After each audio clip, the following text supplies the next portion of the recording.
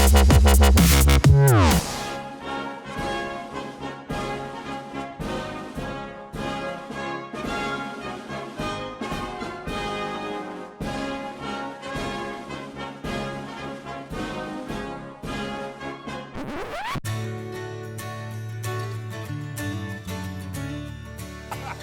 Obama for president all the way. I have a hero, Michelle Obama. I'm so in love with the Obamas, especially Michelle. First of all, how good looking is my wife?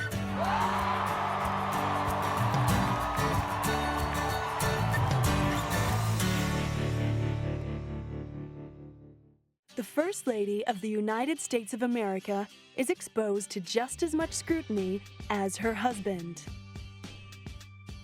Although she does not necessarily have official duties, the president's wife becomes a public icon, a political celebrity, and often takes up important causes. Not since 1861 has a president served the United States without a First Lady by his side, as she can be the key to a candidate winning an election. If she is harsh and severe, it is assumed that he may be too. If she is warm and strong, then perhaps the country will be in good hands. The image they project as a couple can reflect the mood of the administration and the nation that they represent. And that public image can be defined by the First Lady's sense of style. In the 1960s, Jacqueline Kennedy's clean-cut suits and pillbox hats may have eventually gone into the mainstream, but she and her husband JFK epitomized the glamorous aspirations of U.S. citizens. More recently, First Ladies Hillary Clinton and Laura Bush stuck to conservative pantsuits and dark colors. If you can judge a government by a First Lady's style, then the Obama administration will surely be a breath of fresh air. Michelle Obama has brought warmth, color, and originality to a role that largely featured safe clothing. Michelle Obama banished drab colors and shapeless overcoats. She broke with White House tradition and wore sleeveless dresses and fake pearls.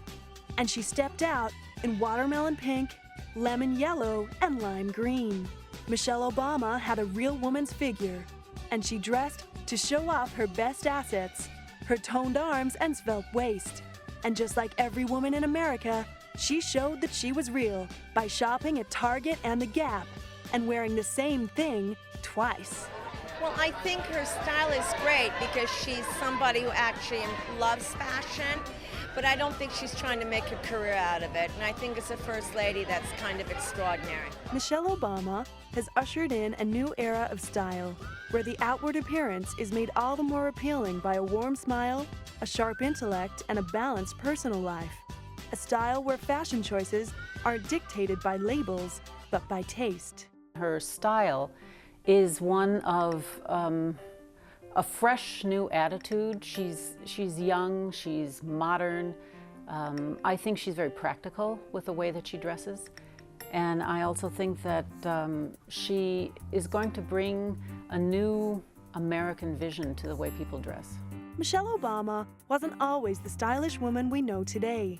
She first appeared on the campaign trail in typical corporate attire, muted blacks and grays and overcoats that hid her figure. She looked like any other corporate lawyer, with degrees from Princeton and Harvard. However, she has since been praised for stepping into clothing that resonates with her.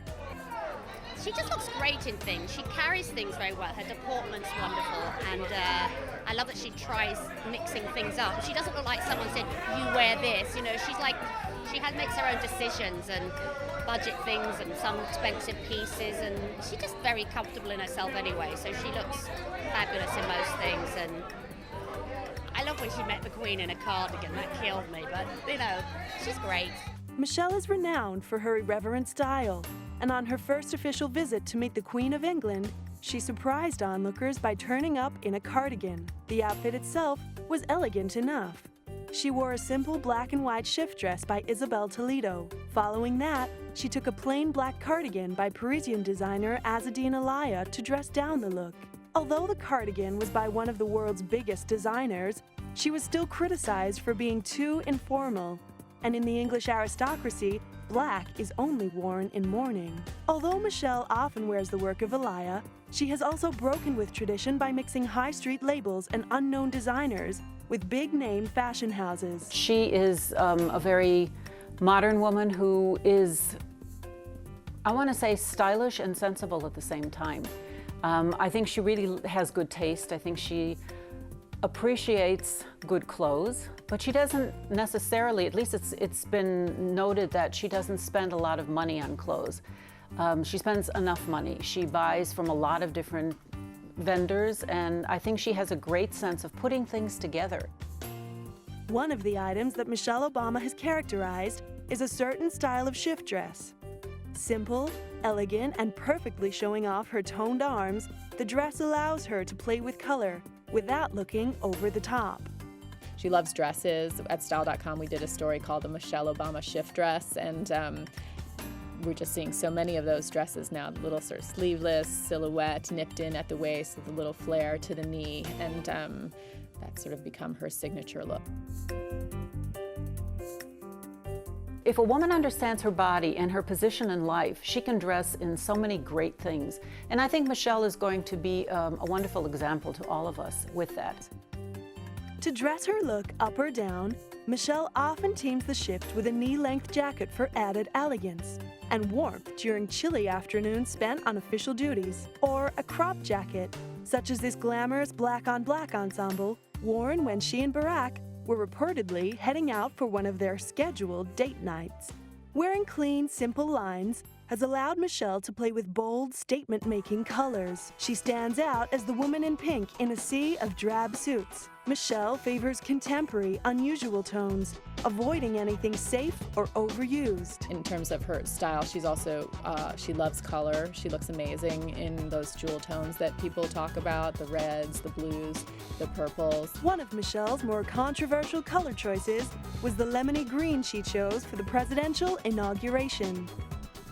Although lemon is a color of optimism and hope, which resonates with the Obama administration, the world was not convinced about the slightly off color choice. Designer Isabel Toledo described the color as lemongrass, and Michelle was apparently swooning over it. I think she really fell in love with the color. It wasn't traditional in a certain way. And I didn't want it to be a flat color. That's one of the reasons why I picked that lace, because it has all the ins and outs and all the other colors that are inside. So it also represents what America is, all the other different colors that are within the country. You know, so I just wanted to capture a certain emotion in this garment, a certain feeling of hope, really. Even though the rest of the world might not have agreed, Michelle's choice certainly got people talking and put Toledo on the world stage. The outfit featured intricate lace detailing on the matching dress and coat, with satin-backed wool guipure, commonly used in French haute couture. Michelle reportedly could not confirm whether she would wear Toledo's outfit until the morning of the inauguration. But when she did, Toledo became one of few designers to have her piece in the history books. Michelle made another controversial color choice when she stepped out for the night of the presidential election. Her black and red dress, coupled with a black cardigan, was not exactly flattering. Critics have stated that perhaps on this night, our new demigod of style simply got it wrong. Although Michelle may not have looked her best, she managed to visually tie the family together for this important event, showing their unity as a family. The red reflected the American flag and was bold, fresh, and contemporary, much like the Obamas themselves. Michelle also chooses loud prints, often in floral designs, to make impressive graphic statements. Meeting Carla Bruni, she chose a jacquard purple jacket by favorite designer Ta Kun, emblazoned with poppies, with a matching dress that featured the same design in reverse colors. One of Michelle's signature items has to be the belt, which nips in her waist, instantly giving the simplest cardigan or shirt a tailored look. She also layers belts over simple dresses or cinches them in with a corset. For the Time 100 Gala, Michelle stepped out in a slimming Michael Kors dress, teamed with a corset by Peter Saronin and a necklace by Lorraine Rodkin to give it all an elegant twist. The effect was classic and modern. Michelle often uses oversized jewelry and unusual accessories to update and refresh her outfits, or to simply provide eye-catching glamour.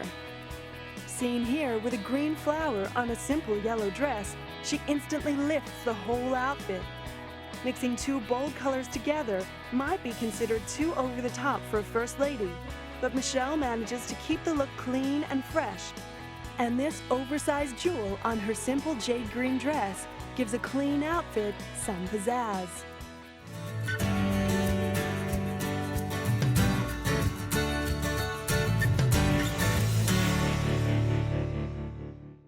One of the most impressive features of Michelle Obama's outfit choices has to be her support of young emerging designers and American labels. One of her favorite little-known designers was Jason Wu, before she made him a household name. Born in Taiwan, Wu studied sculpture before moving into fashion design, interned for Narciso Rodriguez, and has now made his name dressing downtown starlets. He blends Park Avenue preppiness with whimsical chic. His pieces feature clean, classic lines, incorporating bold colors and prints.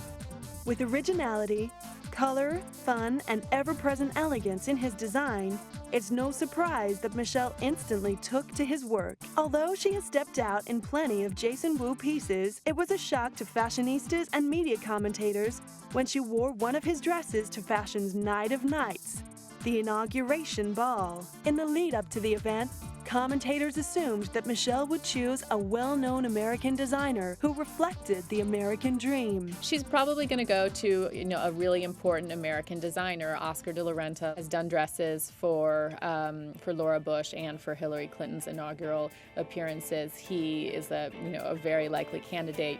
He knows how to make that grand sort of gala dress better than almost anyone. I think Ralph Lauren is another, potential designer. I'm certain that he would love to dress her for this occasion. And I think Michelle's going to do it in her own kind of cool way and do that whole American thing. And I don't know, who she's going to surprise us with what she's going to wear at the inauguration, but I think it's going to be a great start to a whole new era. To everyone's surprise, Michelle arrived in a floor-length white gown featuring silk chiffon and Swarovski crystals. With just one shoulder, the dress fell elegantly in a Grecian style, and Michelle coupled it with jewelry by Lorraine Rodkin. This was not an Oscar de la Renta piece or a Ralph Lauren design. It was new, it was fresh, it was different. Jason Wu was ecstatic about being chosen as her designer. Life-changing. I think only one word, life-changing. And the best compliment a designer can get. The inauguration ball is an historic event for designers. It goes into the history books of fashion and politics. Obama wearing his dress was not only a compliment, but the best advertising Wu could get. You hear so much talk from designers about how if your dress gets worn by an actress at the Academy Awards, it's worth, it's years worth of advertising. It's money better spent than, however many tens of thousands of dollars spent on an ad in a magazine or a billboard. And it'll be the same for Michelle Obama on inauguration night, but even, tenfold, because it really is, a moment in history that will be remembered forever. It seems that for important events, Michelle has almost purposefully steered away from the big-name fashion houses, giving up-and-coming designers some much-needed publicity and kudos. Being a very, very young company designer, just 3 years old, just almost 3 years old, it's been really great to have a lot of influential women that change the way I design, change the way I look at fashion. Isabel Toledo, who was responsible for Michelle's inauguration day lemongrass dress and jacket, is thankful for the exposure she has been given. And at the end of the day, I always think the most amazing thing is that she likes my work. And it's not a big brand, it's not a big label, it's a small business, self-owned, it's all made in America. It's all these things that the odds can also be against you if you're not a big corporation.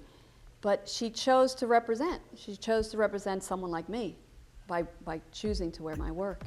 Cuban-born Toledo was proud of her U.S.-made creation and impressed that the First Lady continues to support the American fashion industry, even if it means going out on a limb. Toledo, who is known as a designer's designer, take risks with fit, fabric, and pattern. But for all who dress her, the sense of styling someone with taste and a sense of themselves is always a bonus. I think, dressing Mrs. Obama for me has been such a pleasure because she really is indicative of, how so many modern women want to look. She enjoys fashion, but she doesn't want it to rule her life. And I think she likes playing around with clothes, expressing herself. She knows that fashion's a big part of expressing yourself, and it doesn't mean that you're any less intelligent or less brilliant, because she's all of that. And she's really been a great flag waver for American fashion around the world. And not every First Lady has waved the flag for American fashion. I think that she put a lot of color, into politics, and, I think that a lot of women admire her. Michelle Obama has broken the mold for First Ladies. She offered a breath of fresh air to the White House after the older Hillary Clinton and Laura Bush, who, in terms of style, both veered towards the conservative and the designer, everything Michelle Obama has chosen not to do. Clinton favored long sleeves and wore clothes that tended to hide her shape. Michelle's direct predecessor, Laura Bush, played it safe with pantsuits in dark grays and navies. Well, the thing that's different about Michelle Obama versus the more recent First Ladies, she's a little bit younger, yes, but she also happens to be in great shape. And so I think that you'll probably see a lot more skin than you did, say, with Hillary Clinton or Laura Bush. Hillary Clinton, both times, I think, wore very high-neck dresses with long sleeve. Perhaps the closest comparison drawn to Michelle is Jacqueline Kennedy. Not since Kennedy donned a smart suit and a pillbox hat has the world been so fascinated by a First Lady. Kennedy commissioned French-born designer Oleg Cassini to create an original wardrobe for her as a First Lady. Cassini fashioned many of her most iconic outfits, including her Inauguration Day fawn coat and the Inauguration Gala gown. Aside from Cassini, Jacqueline was also a friend of French labels Chanel, Givenchy, and Dior. Regardless of the designer, Kennedy's clean suits, sleeveless A-line dresses, and pillbox hats sparked huge commercial trends, with young women around the world longing for the Jackie Kennedy look. After her years in the White House, her style shifted from campaign wife to glamour girl. She favored chic, wide-leg pantsuits, gypsy skirts, hoop earrings, and famously oversized sunglasses, coming into her own as Jackie O. But while Jackie employed her own designer and stuck to high-end French fashion houses, Michelle Obama is positioning herself as an equal to real women, fiercely proud of her working-class heritage. Even that other fashionable First Lady, Carla Bruni, can't compete with Obama. She tends to choose muted grays and lilacs instead of Obama's vibrant hues. But, to her credit, she upholds her Gallic lineage by almost exclusively wearing French designers. Carla Bruni is a star, and she's a model, and everybody knows that she's beautiful, everybody knows she's elegant, everybody knows she knows how to wear a dress. She doesn't need to show off about all that. Carla Bruni wowed audiences on her trip to Britain. She had a wardrobe designed for her by fashion house Christian Dior, whose chief designer and couturier, John Galliano, was proudly raised and educated in London. Bruni's diplomatic fashion choices reflected her husband's initiatives for an Anglo-French alliance. Bruni is proud of being petite and elegant and has declared she is not interested in being flashy, preferring instead to stick to well-cut silhouettes, defining her hips and waist, and preferring somber tones, subtle jewelry, and ballet flats to high heels. But for all their fashion differences, it is clear that Bruni has a huge respect for the vivacious Michelle Obama.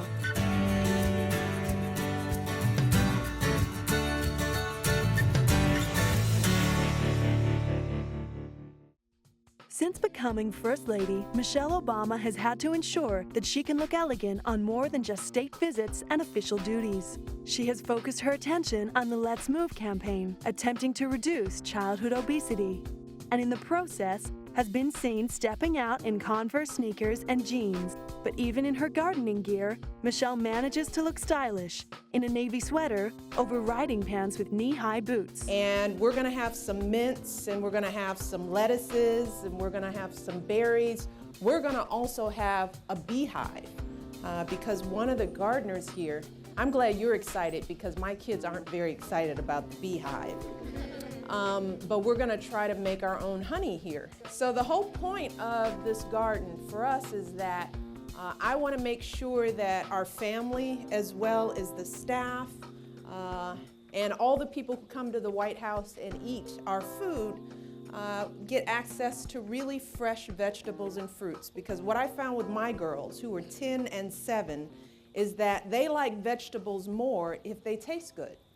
It is Obama's down-to-earth nature that is part of her charm, and it shines through in her clothing. Michelle Obama is she's a mother, she has kids, she has an incredibly demanding job, and she managed to look calm, collected, feminine, and powerful at the same time. And those are the qualities I hope to aspire with my clothes. Michelle is a dedicated mother, and she and Barack have always put their children first in the presidential race. Sasha and Malia, I love you both more than you can imagine.